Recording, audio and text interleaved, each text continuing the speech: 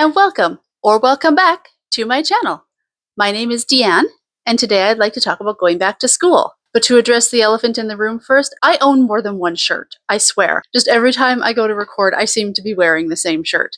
I'm going to try and wear a different shirt for my next video. So I'm 45 years old, and at the time of this recording, I'm going back to university in 3 days. I have not been in a classroom for over 20 years. A lot has changed in 20 years, just societally speaking. Societally speaking? Is that a word? It is now. I didn't even have a cell phone when I was in school last. That's because I resisted a cell phone for a long, long time. A couple classmates did have cell phones, but they weren't as ubiquitous as they are now. So I went to post-secondary school for the first time in 2000. I was 20 years old. For as long as I can remember, I always wanted to be a fashion designer. So naturally, when it was time to go to university, I'd go for fashion design. In high school, I had no direction or 5-year plan. I remember I spoke with a guidance counselor exactly once in my 4-year career at high school. It was about a month before graduation, and all my other friends had already applied to their schools and gotten in and were making plans for the fall, and I felt like it was just a little bit late to be setting myself on a path for success. I feel like the guidance counselor should have been checking in with me maybe in grade 10 or something, not a month before graduation. I was a smart kid. I always got good grades, but by the time graduation came around, I was so ready for a gap year. And I only knew of one school where I could take fashion, and that was Ryerson, now called Toronto Metropolitan University. So when my gap year was nearly up, I applied to Ryerson and Ryerson only. And then I didn't get in. Now, it took me years to realize there was more to the story than I wasn't accepted, but that's a story for another day. The gist is I have one school in mind and one plan. No one in my family had gone to post-secondary school before, so I was navigating this all on my own. It wasn't that I wasn't supported, but it was if you want to go, that's cool, but you're paying for it yourself and you have to kind of figure it out on your own. So cue my second gap year. I had no idea what to do. I knew I wanted to go to university. I knew I wanted to stay in Canada. And I knew I wanted to study fashion design. Remember, in 1998, 1999, Google is not what it was today. I couldn't just Google Canadian Fashion Design University and get a list of schools to look into. I remember going to the library and pulling out physical school catalogs from the reference section. Kids today don't even know. Since I didn't even know what schools to look at, I didn't apply to other fashion programs.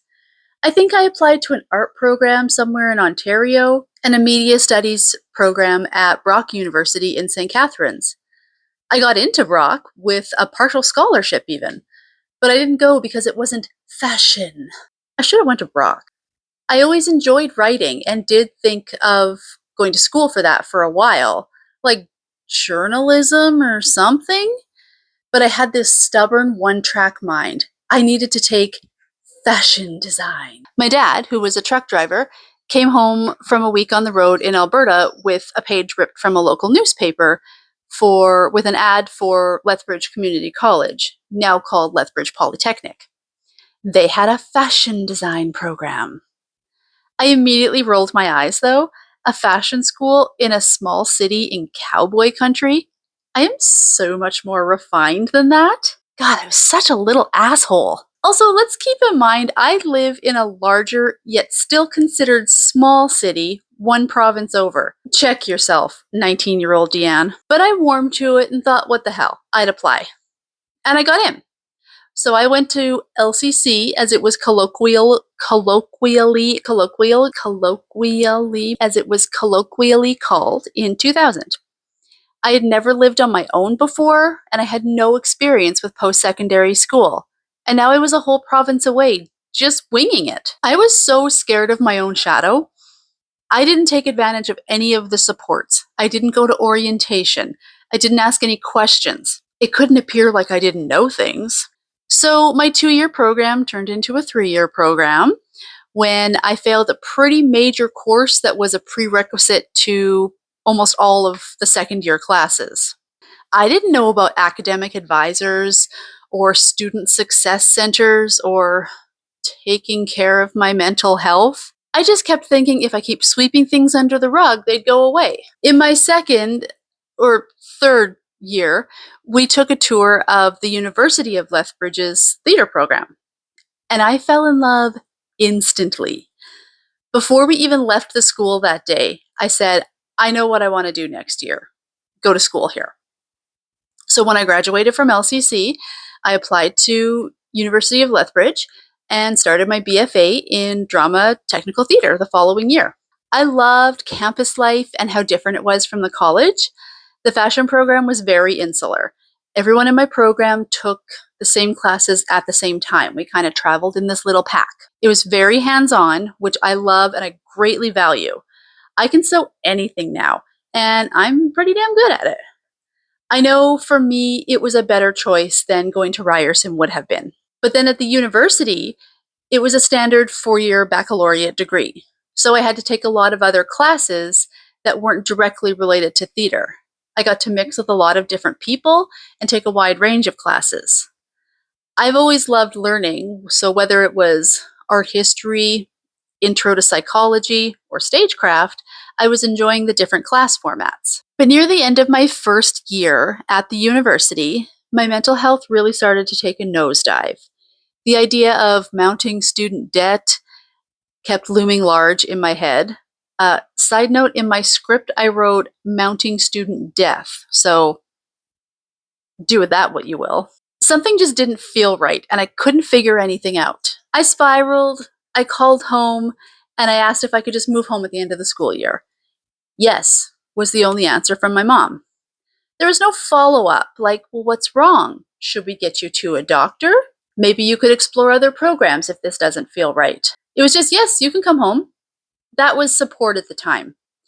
It was support because it wasn't a no answer. So I took my finals, I packed up my life, and moved back here to Regina. I felt defeated and dumb and worthless and just kind of Irish goodbye Alberta and my university career. You know, I didn't even look at my transcripts for that year in university until I applied to go back this year. I was so afraid of what the grades would look like. Like some 20-year-old numbers on a screen were going to hurt me. When I finally looked at them this year, they were fine. They were A's and B's because I'm a good student. What did I expect? So that was it. That was school. I got a diploma in fashion design and merchandising from Lethbridge Community College. So even though I didn't get my BFA from the University of Lethbridge, I wasn't a total loser. Time to get out into the real world. I had student loans to pay. But I was living in Saskatchewan in the mid-2000s with no friends or network or driver's license, trying to be a fashion designer. So that didn't go well. But for the next 20 years, I tried to push myself in that direction.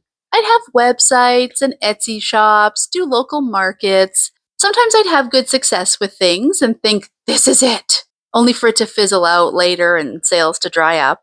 I got real official during the pandemic with a website, a separate business bank account, a tax ID number, a business license.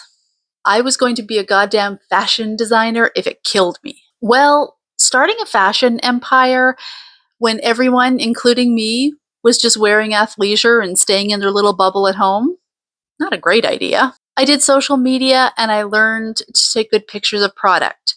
I worked really hard on pattern design and I made some of the best stuff I've ever produced. I went on a local queer television show to promote shopping small this holiday season. There were so many Instagram posts and TikTok videos and blog posts, and I just wanted to make pretty clothes. I don't want to be a dancing monkey, especially when it amounted to very few sales.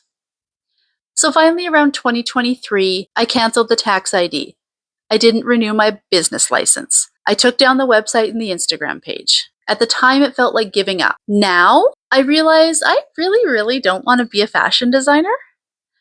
I don't think I did for a long time, but I kept pursuing it because that was my education. I had to use my education. I remember every once in a while even Googling, is it okay to not work in the same field as your degree? And not once Did Google say, girl, maybe you should get a therapist already? A couple of times in college when things were really difficult, I'd even kind of sulk and be, should have taken English instead. And maybe I should have. Maybe when I didn't get into my first choice school after my first gap year, maybe someone should have floated the idea of just going to the University of Regina here in town. Take English, journalism, reevaluate. It is kind of frustrating to look back on what little direction I had. I was just a dumb kid with good grades. It's like no one knew what to do with me, so they just didn't do anything. I'm not blaming anyone, but I am allowed to be frustrated. I thought the school ship had sailed for me. I just always have this little regret that I didn't get an undergrad degree. Then I kept encountering people my age with mortgages and full-time jobs and families, also going to school part-time. They were like mystery unicorns to me. How are they doing this? This is definitely not something I can do. I looked at the U of R website, looked at some course offerings, and quickly realized, oh, this is doable. It was mid-May this year when I thought, maybe I should go back to school. And by June, I had applied and was accepted. Once I make my mind up about something, I'm all in. This is incidentally how I became a homeowner too. I went to my bank at the end of January last year just to see what I would need to do to maybe possibly buy a house. And by the end of March, I had the keys to my house. So next week, I am going back to school part-time to get that English degree. I'm going to take 2 classes this semester. One is completely online, and the other is a night class. I can still work full-time while studying. Luckily, I work from home, so I don't need to waste commute times, and I can do schoolwork on lunch breaks. It's going to be hard, I know. There are a few classes down the line that only take place during the day, so I'll need to figure something out with work.